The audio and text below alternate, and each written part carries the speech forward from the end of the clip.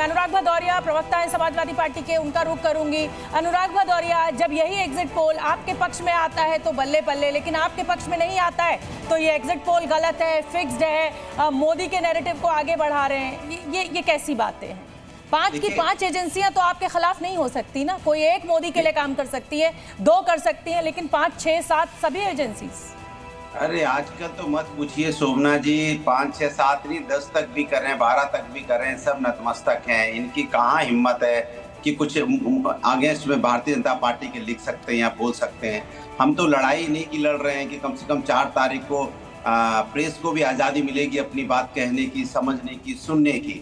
और जहाँ तक भारतीय जनता पार्टी के एग्जिट पोल, जो भारतीय जनता पार्टी से प्रेरित होकर जो एग्जिट पोल आया है, ये जब एग्जिट पोल 4 जून को आएगा तो आपको रिजल्ट एकदम अलग दिखाई देंगे। अभी चूंकि उनको आना ही है, वो एग्जिट पोल देना ही है, क्योंकि बहुत सी चीज़ें हैं भारतीय जनता पार्टी की, कुछ चीज़ें ऐसी हैं जिन्हें जैसा मार्केट में सुनने को मिल रहा है कि अगर वो सरकार तो जा ही रही है बीजेपी की, तो कुछ एग्जिट पोल के माध्यम से कुछ नंबर दिखाए जाएं जिससे कल शेयर मार्केट में जिनके पैसे डूबने वाले हैं। ये तो आप 2019 की स्क्रिप्ट पढ़ रहे हैं अनुराग भदौरिया, 2014 और 19 की स्क्रिप्ट नहीं पढ़ रहे हैं आप।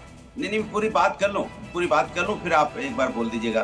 तो सवाल उठता है कि जिस तरह भारतीय जनता पार्टी के प्रवक्ता अभी बात कह रहे थे, ऐसे लग रहा था कि 2014 के बाद ही शायद ये मीडिया चैनल या न्यूज भी बना होगा कहीं है। ये जहाज, एयरपोर्ट सब 2014 के बाद बने हैं, और जो एंकरिंग भी 2014 के बाद ही लोगों ने शुरू की है। और ये जो आप दिल्ली, बॉम्बे, लखनऊ, जो ये सब शहर बने 2014 के बाद ही बने। गाँव में तो कुछ था ही नहीं, लोग बैलगाड़ी से 2014 के पहले चलते थे। हमें याद है कि 2014 के पहले हमें दिल्ली आना होता तो हम बैलगाड़ी से आते थे। भदौरिया, आप भी तो अखिलेश यादव के कामों को ऐसे ही गिनाते हैं, आज तक गिनाते हैं।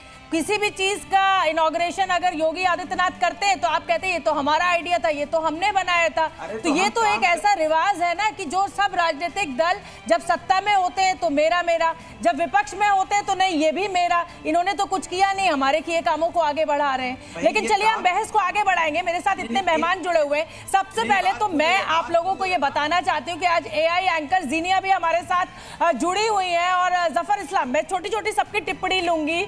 जीनिया जो है वो हमें डेटा बताएंगी, आंकड़ा बताएंगी। 10 करोड़ का हमारा सैंपल साइज है। तो जफर इस्लाम, आज ये जो तकनीक की क्रांति, पहली बार इतिहास में जी न्यूज ने AI एंकर को सामने लाया है दर्शकों के इस आंकड़े के लिए, इस पर आप क्या कहेंगे? फिर हम राजनीतिक बहस तो करते रहेंगे। देखिए, टेक्नोलॉजी का इस्तेमाल जो है वो जाहिर है हम सरकार भी करती है, सरकार इसको प्रोत्साहन भी देती है, और उसके सही इस्तेमाल के लिए उसकी जो इस्तेमाल जिस तरह से, जिस पर्पस के लिए किया जाना चाहिए उसका इस्तेमाल होता है। टेक्नोलॉजी के जैसे बोलते हैं एक सिक्के के 2 पहलू होते हैं, उसका गलत इस्तेमाल भी हो सकता है, सही इस्तेमाल भी हो सकता है।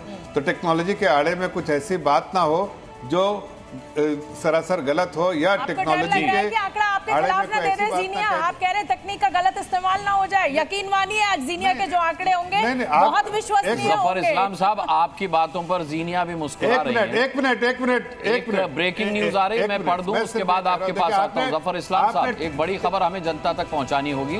मैं बड़ी खबर दे दूं फिर आपके पास आता हूं। अच्छा, बात पूरी कर लीजिए। देखिए, कुछ ही देर में पहला आंकड़ा आने वाला है। ये इस वक्त की बड़ी खबर है, और पहला आंकड़ा कितना चौंकाने वाला होगा ये आंकड़ा ही बताएगा। उत्तर प्रदेश का क्या हाल होगा, तमाम राज्यों में क्या कुछ होगा, बिहार में कैसा होगा नंबर, ये आपके सामने कुछ ही देर में आएगा। AI एग्जिट पोल का आंकड़ा जो खास जी न्यूज आपके लिए लेकर के आया है, और इसका सैंपल साइज 10 करोड़ है। जीनिया आपके सामने प्रस्तुत करेंगी AI एग्जिट पोल में 10 करोड़ लोगों की राय से निकला हुआ आंकड़ा। कुछ ही देर में पहला आंकड़ा आएगा।